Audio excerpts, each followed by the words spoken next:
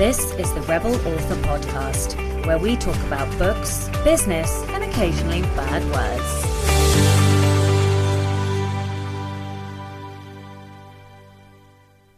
Hello, Rebels, and welcome to episode 101 of the Rebel Author Podcast. Today, I'm talking to Ed Crowther all about author photography, professional headshots, how to make the most of your photo shoot, whether or not you really need professional headshots, and all that good stuff. But first, to last week's question, which was, would you consider selling subsidiary rights, and if so, which ones? Edwin Downward said, I'm in the open to consideration but not actively seeking out a subsidiary rights deal. The kind of deal I'd be most open to are for areas with hefty extra costs such as translation. Even audiobooks with their high costs are better kept in-house. TV, film, game offers are a different sort of option, given the end product would be so far outside my control, as to be totally different from my vision for stories. On the theme of this week's episode, the question of the week this week is, have you had your professional author photos done?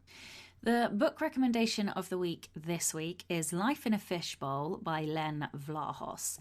This is fiction, it's young adult, and it is very dark humour, very much my sense of humour. And the reason I'm recommending it is not necessarily because it's the most amazing plot or like the most amazing book ever. I certainly know that when I looked at the reviews for it, I was surprised by the number of negative reviews.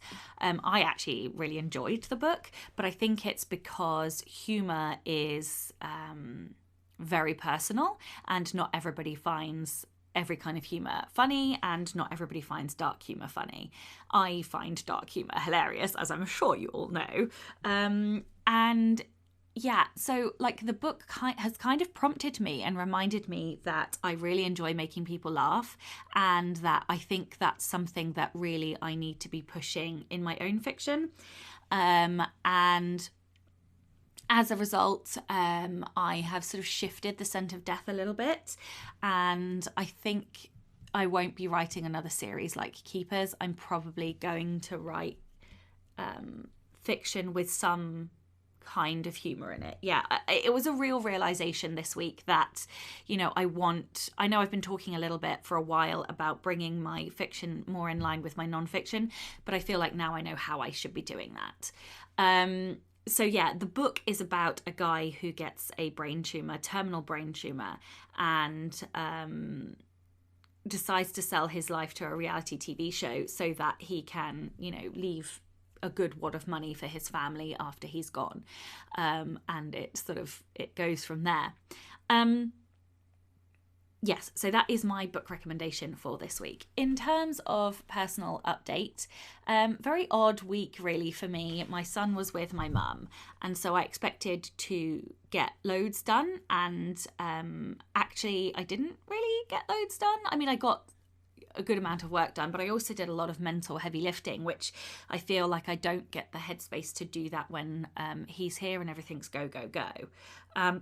So that's really important work, but the achiever in me is a little bit frustrated with myself because I feel like I wasted all this time, even though I didn't, because we all need headspace and time.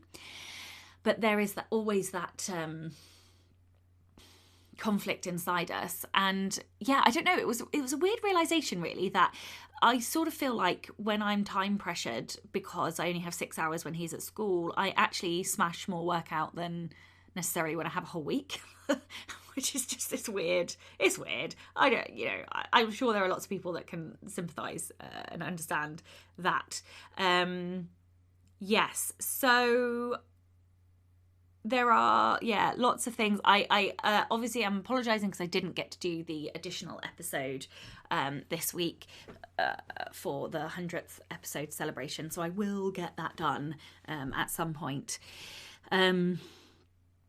Yeah, what else this week? Made a massive fuck up with the audiobook. I was trying to record the errors, re-record the errors, I should say, and I did them in the booth sort of all in one go. And actually, that wasn't good because the tone of the previous sentence was not the same as the tone in the re-recording. So I'm going to have to like have the laptop there with the audio, listen to the previous sentence, get in the booth, record the sentence, get out of the booth, check it, and do that like 70 times for all of the bloody errors. So anyway, that is now delayed again another week. So I will be doing that once he's at school. I really want to try and do it next week, but I think the likelihood is it's going to be the week after. Anyway, so many lessons learned about creating an audiobook.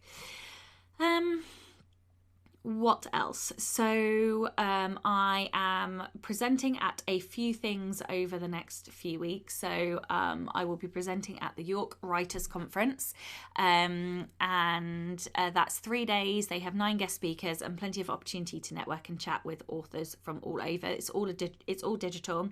Sessions include writers' craft and marketing workshops. You can join them on Friday evening for a virtual cocktail party with opening remarks from their honorary patron, Terry Fallis. And then workshops begin on Saturday with a lunchtime keynote with Andrew Pyper, and of course I will be presenting as well. That's from October the 22nd to the 24th, and I will leave a link for the event where you can register in the show notes. I'm also going to be speaking at the Alliance of Independent Authors Self-Publishing Advice Conference, which is that same weekend. I think it's the 22nd to the 23rd. Or is it the 23rd to the 24th? Can't remember. Anyway, it's all around that same date. So you can check that out by visiting selfpublishingadviceconference.com. I think it's .com, might be .org. Anyway, check that one out. And yeah, so I've got 2 other things that I'm presenting at in September. So I feel like I'm sort of all presented out at the minute, and I'm trying not to take on too many other commitments. So I'm scrambling in the background to get presentations done and things recorded and that kind of stuff. And I've now decided what course I'm going to do next. So once I have finished editing Trey and got these presentations out of the way, I will be looking at developing my next course, my next craft course. But again, I'm not going to do that until I have really closed off a lot of the projects that I've got open. I have been making progress on some of the things. I've got like this finish it list because I've just opened far too many projects over the last few years and not got them closed. So yeah, I'm going to be working on finishing those over the next few weeks as well. I think that's it from me, really. Not a huge update this week. I'm kind of in a state of changing flux. I don't know how to describe it, because we're moving now from the end of the summer holidays into the school term, and yeah, it's going to be interesting because, you know, he's sort of going up to the next key stage of learning, and different things like he doesn't get free school meals anymore, so I need to think about packed lunches every day, and there's more homework, and he now wears shirts which need ironing and all that shit. So yeah, it's a bit of a step up this year for him, and also us organisationally. If you, by the time this airs, I will have started Silent September. So if you want to join me from 7 a.m. till 8 a.m. In the UK, you can join me if you are a patron. So yes, we will be sprinting in silence for 1 hour every morning, and let me know, well, not let me know, come and join me if you want to. The Rebel of the Week this week is Sarah Sparks. Sarah says, 20 years ago, I was working with one of the world's top management consultancies on a project in Sydney. This consulting firm charged like the proverbial wounded bull, and to support the price points, the admittedly well-paid consultants slaved for their clients. When the client said jump, we never said no, we only asked how high. Now, this Sydney client, we'll call him Dick Tosser, I love this story already, had a physiological abnormality. He could function well on only 4 hours of sleep, and he used this to be a bastard to our consulting team. He'd push us to work past midnight, and when we returned as pale husks at 7 a.m, he'd snidely ask why we hadn't been in the gym with him at 5 a.m. The team's health unravelled. One of us ignored a cold and it worsened to pneumonia. Another caught a viral flu. A third, our manager, got food poisoning and ended up in hospital on a drip. When he returned to the team room, Tosser sneered and said, "Oh, nice of you to bother to show up." We somehow stumbled to the end of the project. As I recall, the final report went down well and we began packing up the team room, desperate to escape. Then a message came through that Tosser wanted us all to attend a debrief with him, and that's when it happened.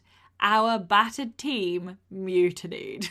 I love where this is going. We were so far gone and we had zero fucks left to give. There was something strangely liberating about reaching that point and truly not caring about the fallout. To hell with careers and to hell with the client comes first ethos. We left the consulting partner a note that we were going to the pub and he was welcome to join us, but we were done with Tosser forever. The postscript is that no one lost their job, and I doubled down on my resolve to never work for jerks. I love that story, not least because I remember in that sort of project management consulting type world, like how much people fucking wanked over their jobs. Like, just fuck off. Like, there are better things in life. Like, get a grip. You do not have to work 20 hours a day or 21 hours a day. Like, that is just mental. It is bad for everybody. It's bad for mindset. It's bad for health. Like, fuck off. So I love that. I love that you organised a mutiny. I love that you all said fuck off and went to the pub. I think that's absolutely fantastic. So of course, if you would like to be a Rebel of the Week, and please, I know I say this every week, but seriously, please, I know you're out there. I know you're listening and you know you have a rebellion and you haven't sent it to me. I need it. I want it. I must have your rebellions. You can send them to me at rebelauthorpodcast@gmail.com, or you can Instagram them to me at Sacha Black Author, and it can be any kind of rebellion, big, small, or something in between, but please do send them in. And thank you so much to Sarah for this week's rebellion. No new patrons this week, but an enormous thank you to all of my existing patrons. If you would like to support the show and get early access to all of the episodes, as well as bonus content like blooper reels and Poison and Prose sessions and Silent September, then you can from as little as $2 a month by visiting patreon.com/Sacha Black. That's it from me this week. As I mentioned, it was sort of a more brief intro for me this week. I'm in a state of flux. I need to think. Anyway, let's get on with the episode. Hello and welcome to the Rebel Author Podcast. Today I am super excited because I am joined by the mega talented Ed Crowther. Ed is the founder of Last Man Photography, has shot many live events, including a European tour. As well as this, he has captured everything from travel photos through to weddings, before finally finding his photographic home in people-focused portraits. He lives in Lincoln with his fantastic makeup artist wife, Samantha Kate. Hello and welcome. Hello, how are you doing? I'm good, thank you. It's nice to see you again. So for listeners, Ed, you will have seen on Instagram that I have tagged Ed in a bunch of new swanky photos by the time this goes live, but I have also changed my author photos, so lots of my books will have new swanky author photos coming out in them, and the very talented Ed did take all of those photos, so thank you very much for that. And that's one of the reasons I wanted to have you on as well. But before I let you take over and tell us all of the wonderful things, what kind of European tour was it?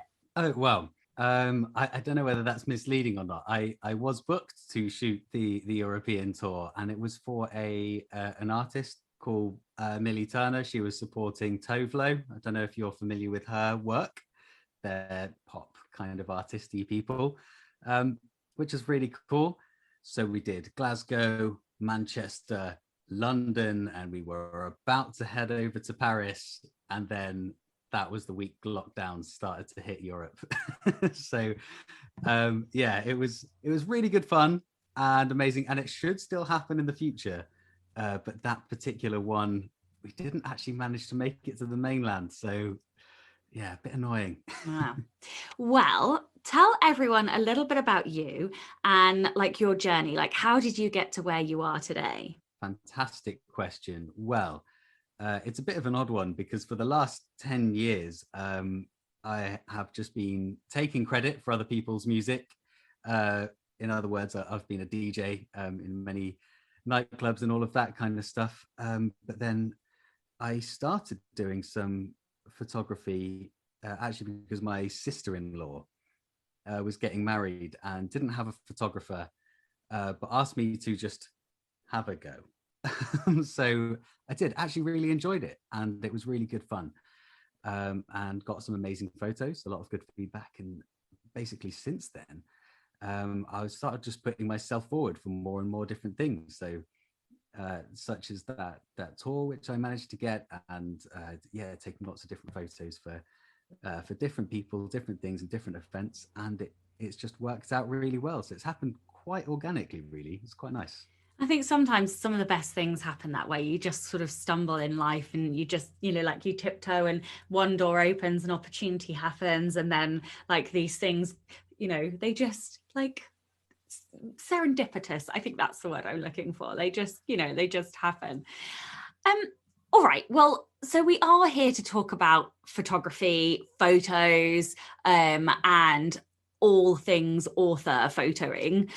So like, why do authors, and let's also include like entrepreneurs and creatives, because I know there are like other types of creators that listen to the show, like why do you even need headshots? Funny enough, I actually wrote a blog about this just the other day. There are loads of good reasons why you need headshots. Mostly because it's your kind of like first impression. A lot of the time, especially as life seems to be moving more and more online, it's the first time people see you, and it also really helps you stand out. If you've got a good photo, in fact, I'd encourage anybody to just quickly scroll through Facebook friends, LinkedIn friends, Instagram friends, and just have a little look and see how many of the photos are bad, that they're bad quality, that maybe they're not communicating what they should be communicating. So if you've got any CEO friends and they've got a picture on their LinkedIn, on their professional site, they've got a picture with their dog or with a beer in their hand at the pub. It might be a really nice picture, but it is not telling the narrative and the story of what it should be. So for example, if you're a factual author, you'd want a very specific type of photograph. You want it to tell a specific story. You want people to be able to see it, and for it to communicate exactly what they're about in one image. Much like some of the images we took of you the other week. Exactly. And despite being a factual non-fiction author, my branding says something a little bit different.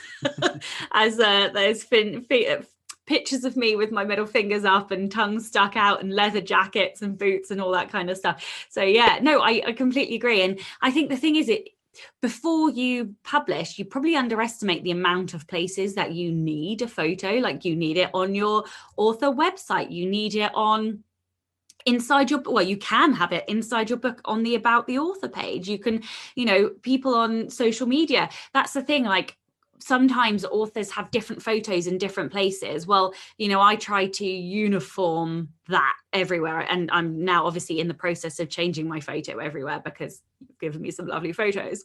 But yeah, you need the same photo on Facebook. You need the same photo on Twitter. You need the same photo on Instagram, or at least if it's not the same photo, a similarly branded photo, even if you want to change up, position or whatever. But it creates 100%. Like consistency and like a vibe and a feel about you. And yeah, I control like what shots go up now, apart from my stories where I'm just a big twat because I just, random as they happen moments. That's totally what stories are for. But you're totally right in saying that every time that you post something, if you've got a distinct, clear photograph that's 100% of you, people would recognize your content when you put it up by your display picture every time. Exactly. And that's invaluable. So every time they see something, they know it's you. And that can be huge. That means like loads more clicks. Whereas if it's just a generic photo, which is of you, but it might be a bit more difficult to distinguish, you're going to get far less interaction. It seems arbitrary, but it's true. Exactly. And like even coming on podcasts, like, you know, if you want to use podcasting in your marketing, you're going to need to give the podcaster your headshot. So you need them, basically, is the summary. All right. So talk me through a shoot. I'm sure, you know, newer authors might never have had a professional photo shoot. So like, talk me through a shoot. How does it work? How long does it take? All of those kind of structural things. Fantastic. I'd say if I don't know you, I'd normally suggest a 2-hour shoot. For that would be enough to get a few really good headshots and probably a few extra shots for use on social media and all of that kind of stuff. That gives us a little bit of time, partly to get to know each other. A huge part of it is trying to make sure that whoever you're photographing feels comfortable. And as I'm sure you know, Sacha, I personally feel very uncomfortable having my photo taken. So I know I had to pry a headshot out of you. I'm well aware of how difficult it can be to be in front of that camera and that confidence that you need. So part of it is setting the atmosphere, is that making sure that everyone feels happy and comfortable in what's going on. Also that I know what you want out of the photo shoot. So I'll need to know a little bit about you, what kind of author or business owner you are, what you want to portray, and all of those kind of things. So I normally have a couple of hours. That's time for a couple of costume changes as well, or just normal clothes changes. You don't have to wear a costume. You can if you want to, though. So I'd ask for I'd normally 2, maybe 3 costume changes in a 2-hour session that kind of give us half an hour setup and then half an hour on 3 different changes. It really helps if you arrive feeling good. That's a big one. So if you're into pampering of any kind, maybe having a facial. In fact, that is one. I know a lot of celebrities have facials before they go on photo shoots or on TV and that kind of stuff, because it helps the face look good. It's funny because I was trying to book a makeup artist before the shoot, but because of the school run and stuff, I just couldn't get it in time before the shoot. Otherwise, I would have had a full face of like makeup as well. You unfortunately had to deal with me with a bit of slapped on mascara, a bit lippy. But yeah, I love that tip, because that is exactly where my mind had gone as well, like something to like give me confidence, and to have someone who actually knows what they're doing with a makeup brush attack my face. But unfortunately I didn't get time. But yeah, that's all right. You definitely brought out your inner makeup artist. You did a really good job.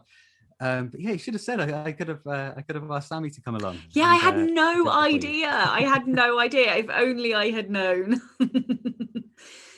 All right. So like what you mentioned a little bit about, you know, feeling good and sort of telling you what they want, but like what can an author do to prepare for a shoot? What kinds of things can they do to make your life easier prior to the day? I guess if they've got a bit of a vision in their mind, and I'm totally happy to contribute to that. So if they have an idea of shots that they already want, so for example, you were fantastic in saying, I would like a shot with some of my books. Perfect.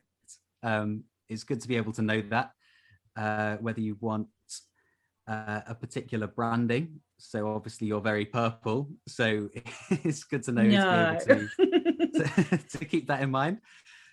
So it's just things like that, having a clear idea of what you want.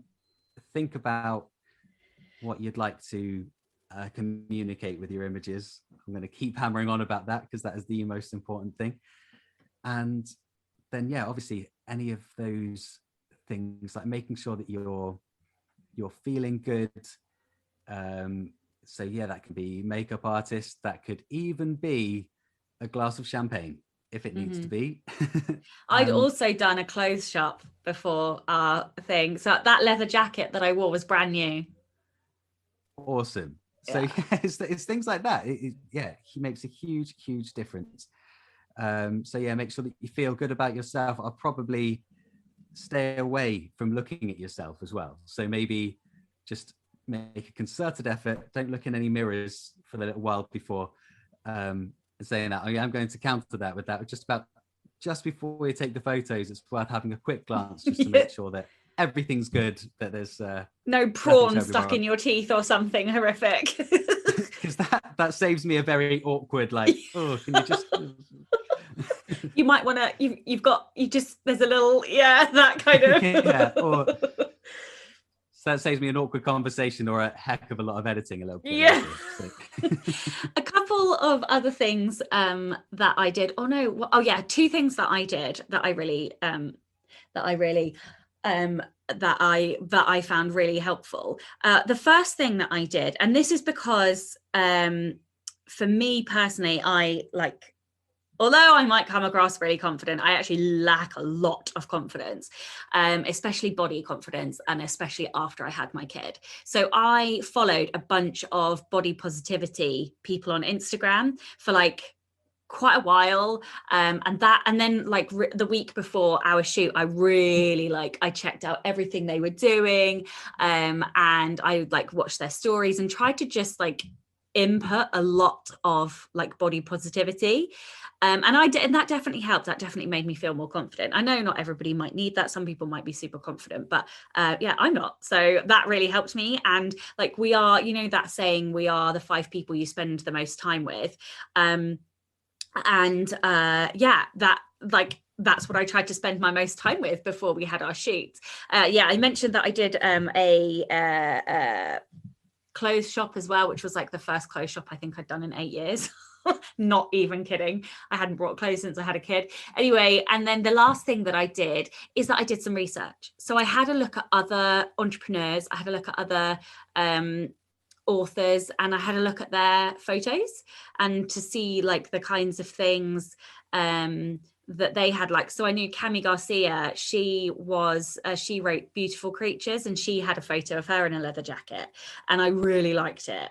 So I just had a look at what kinds of photos other authors had to see the types of things that I might like. And like you said, I made a little list of suggestions of things that we could do, and of course the throne was one of them. So yes. You've mentioned the communication in the photos, but what considerations should an author make for the style, the mood, the settings? What do they need? Can you go deeper into what do they want to communicate? What kinds of things should they be thinking about? Totally. So I mean, quite a lot of that will be up to the photographer. So if you work out what you want first, then that's when things like angles and lighting come into play, whether you want some kind of really moody lighting or whether you want it to be bright and brashy. Those are all kind of things that will totally feed in to the image. But for you yourself, I think part of that can be in fact, let me put it this way. There are millions of different factors in the way that we come across.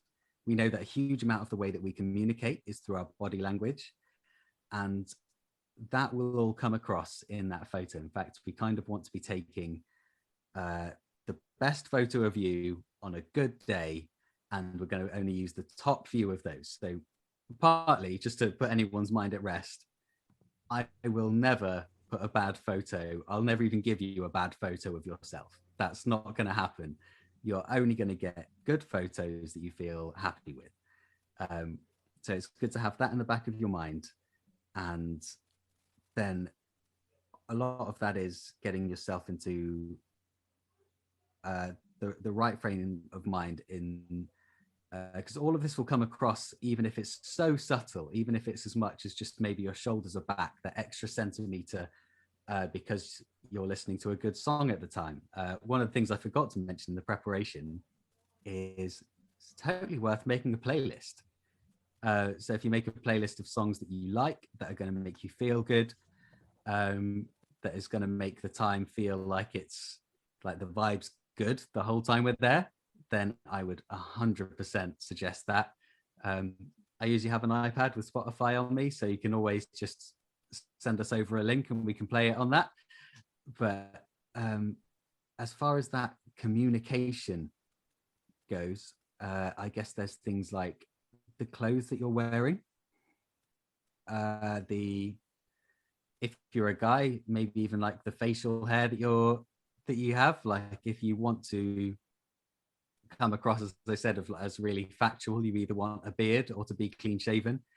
Whereas if you want to be, I don't know, maybe a bit more of a renegade out there, a bit of a new century novelist, you maybe want to go for something a bit more stubbly and a bit more badass. So there's all of those kind of things that come into play, and there's millions of tiny different factors that all culminate. So we're trying to get at least 80% of those millions of different factors all firing to be able to get what you want onto that image. Yeah, I love that. There are a bazillion factors. And, you know, like, does your kid drop milk on your suit in the morning? Or, you know, all the stuff you also can't control. But hopefully none of those things happen. Big fat Starbucks coffee and you'll be fine. Okay, so I was going to ask about, you know, like how authors can prepare themselves mentally, but I think we've probably covered like quite a lot of, you know, like the being kind to ourselves, the like things that you can do or buy, or, you know, massage your face, or, you know, music and all of those things. So I think we've probably covered that. So instead, I'm going to ask you, what are the most common mistakes you see? Not necessarily authors, just authors, but, you know, like people who need headshots. So the creatives, like, do you see them making any mistakes? Like, are there common mistakes that people coming for photo shoots make? Yeah. Yes, there are a couple.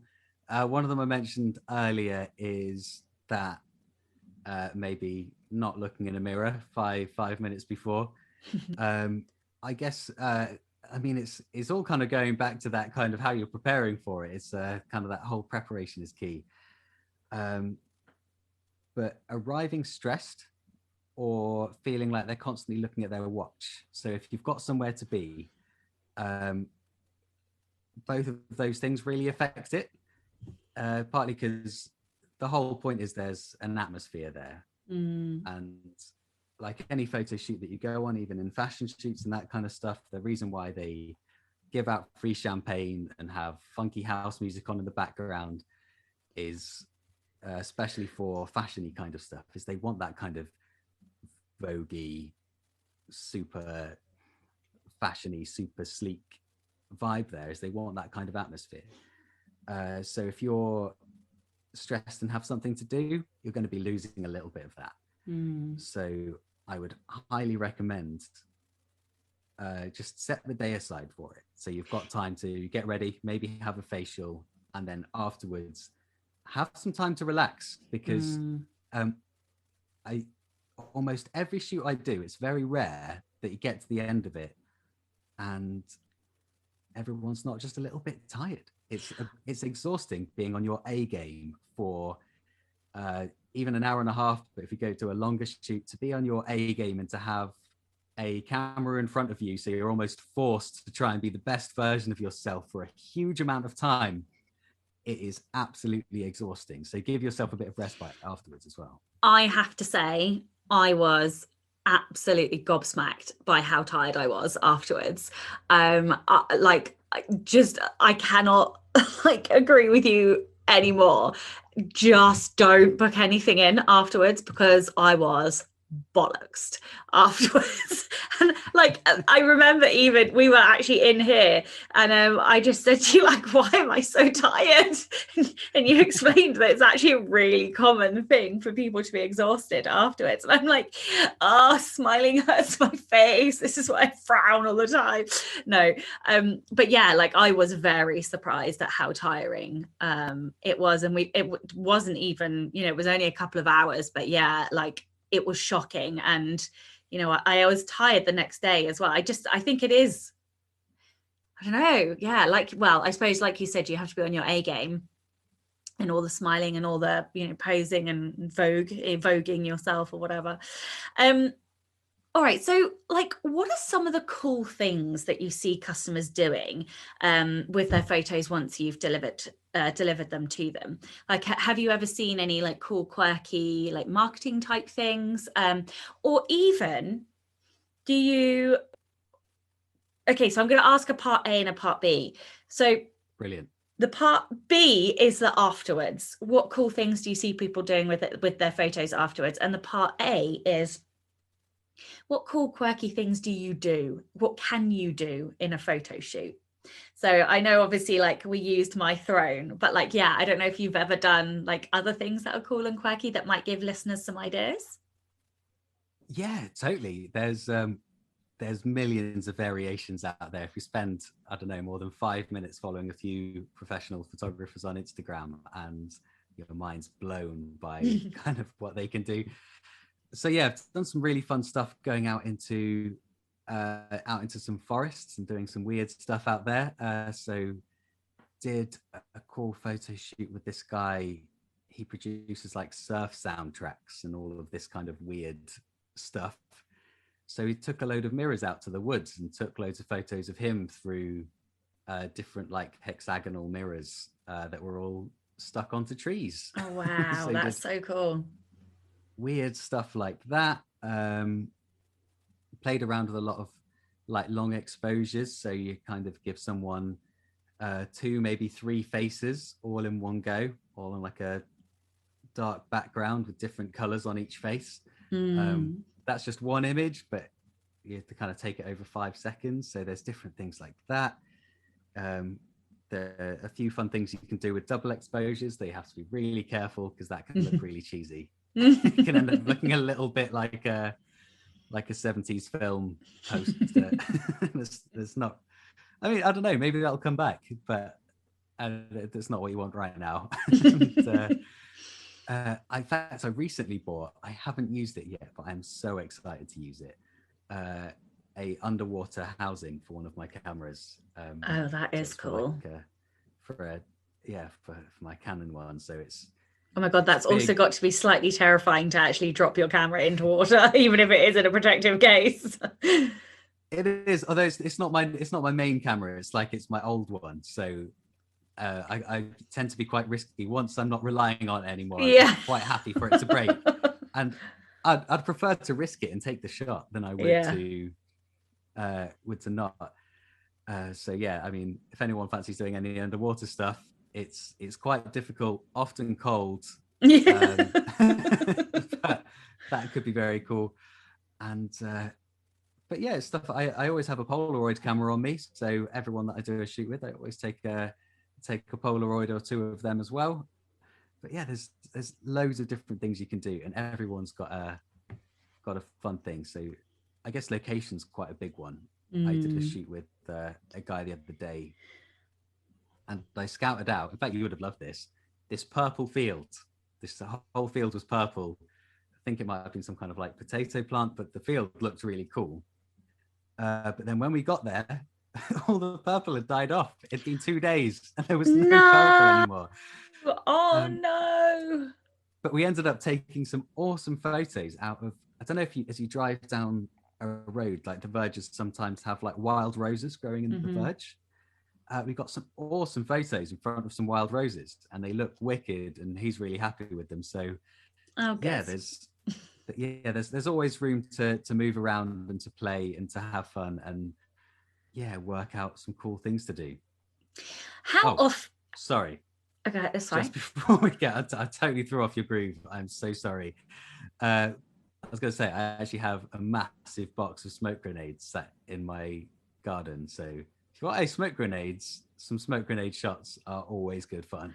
The smoke grenade shot. I've seen this guy on Instagram that has like these funny giant skull masks, and then he does like colored smoke grenades.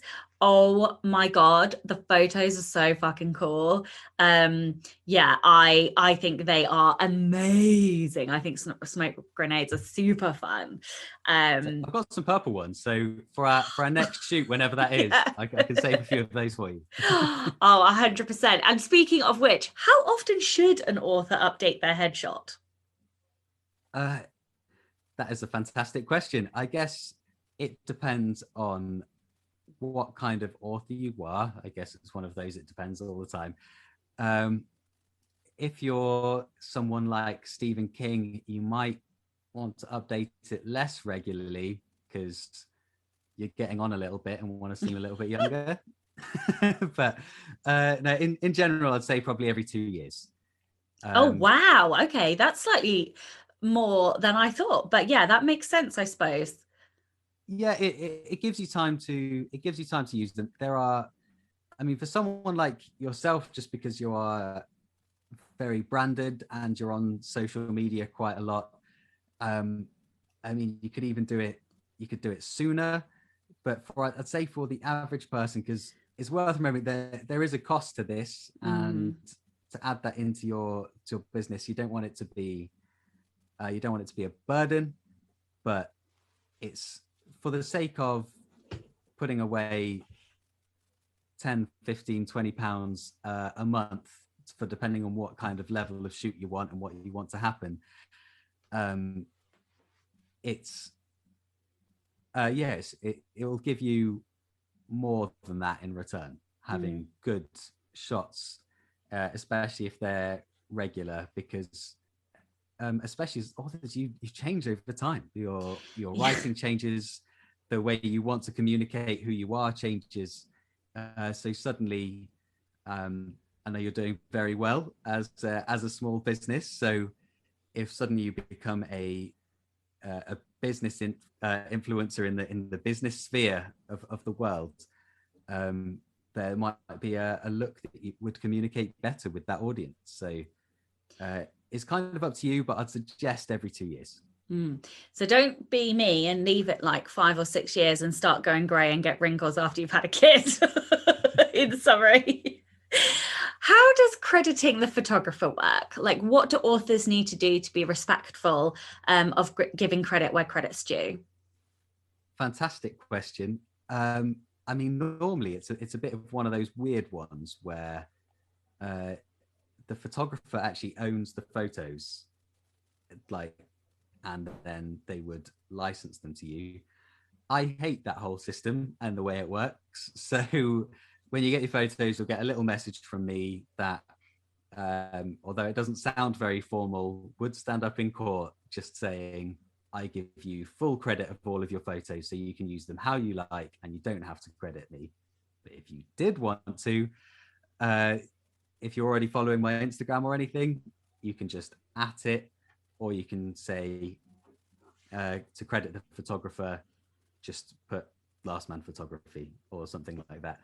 And that would be very kind of you, and I'd be very much appreciative. And I will then put you on my Instagram story and shout all about it. I'd be very happy. So I think being a creative in the industry, I know how important it is, you know, to help other businesses and also to give credit where credit's due. So I have even, so in my latest textbook, which you can see there, I have credited you in the back of the book where my photo is and everything. So no, that's all right. Like, I think, hey, you made this face look good. So, you know, that is a bloody skill and it deserves crediting. I feel honoured. And yeah, like I mentioned off air, I've prepped up a load of photos, some of the photos that you've done, which I'll be sharing on Instagram over the month, and you're tagged, like, credited in all of them. So yeah, I don't think it takes an awful lot to just tag an author, or at least like drop an @ or image credit underneath it. Like, I just think respect is respect. So yeah, okay, this is the Rebel Author Podcast. So tell everyone about a time you unleashed your inner rebel. Oh, fantastic. I mean, I'm trying to think of a time that might make me I don't know, you're kind of under pressure to choose a time that makes you look good, right? But in fact, tell you what, I'll choose one that makes me look absolutely terrible and totally stupid. So a time I unleashed my inner rebel would be when I used to sail. So I used to go sailing. Went to the sailing club and jumped in a boat. And it was a time when there wasn't any safety boats or anything out. There was just one guy, a lovely guy called Glenn, in the boathouse. And he was like, "Oh, I wouldn't go out if I were you." And I was like, "Why not? Looks fine." He's like, "The wind's quite strong." And I was like, I'm totally good enough. I'm sure you can probably see where this is going. So I got out of my boat. And I really hope you have to get rescued. It's worth saying there's a bit of a forest next to this particular lake, and then I go out, and suddenly, if for any of the sailors out there, the wind that was being blocked by the woods came over the woods, and suddenly there were crosswinds, and that made things very difficult for me. And basically, I ended up on the other side of the lake on a capsized boat, waving my arms above my head. And this poor guy. I should mention that that Glenn, this guy, he's in like his 70s at the time, probably late 70s. So he's quite an older guy, which just makes it loads worse. He has to row a boat out to a speedboat. And all the time I'm just sat there freezing on this really windy day on an upside down boat. And then finally he comes over, ties me and drags me back in. that is spectacular. A rebel ended absolutely awfully for me. I have to say that is fantastic. That's given me a proper giggle. I love it. I love it. Most of the time the rebellions are usually they're doing something naughty or cheeky, like. I love that you just blatantly ignored clearly advice from experienced person and you ended up on a capsized boat. Fantastic. Oh my goodness me, that's made my night. Okay. I'm glad. I'm happy for you. Yeah. Tell everyone where they can find out more about you and your services and anything else you would like to add. Fantastic. So you can find me at lastmanphotography.com or Instagram at lastmanphotography or Facebook or all the standard places. If you type in Last Man Photography, it should come up. Hopefully, if my SEO's been working, if you Google it, it should come up as well. But I'm not going to promise that globally. It might change wherever you are. But yeah, I hopefully in the show notes, maybe. Yeah, if you drop me all of those links, because I haven't got them in here, then I will put them all into the show notes. Fantastic. And yeah, and maybe in some of Sacha's posts, I might get a few tags there as well. You will indeed. that's where you can find me, and I'll very much appreciate any kind of follows or support. And also, it's worth mentioning, this is a good one. I got this from you actually, and the wonderful app that you use, that calendar app, is I now have it so you can book a 15-minute chat with me on a Monday or Tuesday. So if you wanted to just have a chat, absolutely no obligation, on my link tree on my Instagram or Facebook, in there's an option to have a 15-minute chat. So just click that and you'll get given a Zoom link and I'll be there and we can talk about your photos. Amazing. That is an awesome idea, by the way. I think that's fantastic. All right. Well, thank you so much for your time today. Thank you so much for having me on. It's been really good fun. I have loved catching up with you, and now I am totally going to book in 2 years' time for smoke grenades and create even crazier photos than we did this time. Yes, more skulls, more grenades, more purple. I can't wait. more leather. Okay, we're going too far. Let's reel it in, guys. Oh, well, thank you also to all of the show's patrons. If you would like to get early access to all of the episodes, as well as joining me for Poison and Prose sessions and a bunch of other random goodies, then you can do so by visiting patreon.com/Sacha Black. And of course, thank you to everyone listening. My name is Sacha Black. You were listening to Ed Crowther, and this was the Rebel Author Podcast. Next week, I am going to be joined by Eliana West, and we are going to be talking about how to write diverse characters. So a bit of a crafty session there. So join me next week for that. Don't forget to tune in and subscribe on your podcatcher. And when you have a moment, please leave a review.